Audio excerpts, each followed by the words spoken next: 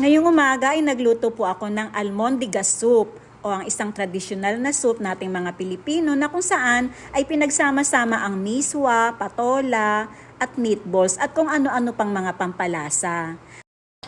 Maghiwa na rin tayo dito ng bawang. Kailangan medyo pino ng konti. At saka itong sibuyas.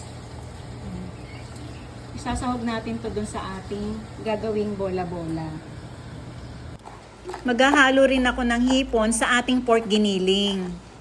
Sa pagbuo ng ating bola-bola, naglagay tayo ng 1 cup na pork giniling, half cup ng hipon, yung hiniwa natin ng maliliit.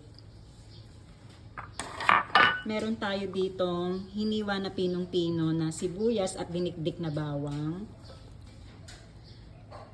Simutin natin yan. 1/3 kutsarita ng paminta.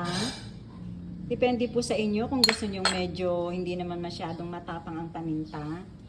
Depende sa inyong timpla. 1/3 kutsarita ng asin. Spanish paprika para may konting kick. Kung wala kayong Spanish paprika, pwede rin naman. 1/4 kutsarita umami. Isang piraso ng itlog, ibuhos na natin.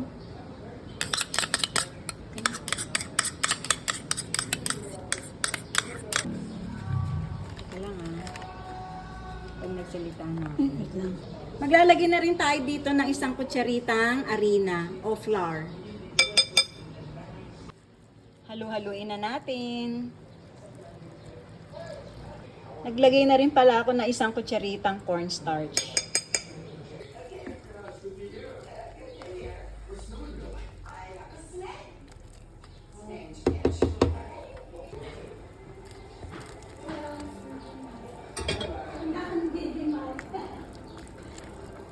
Asan na si Bella? Ay! Tikman na natin. Sakto na. Ay, ba't?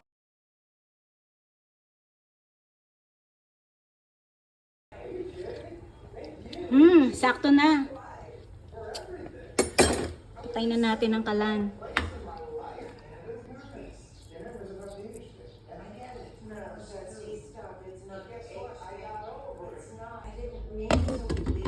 Luto na.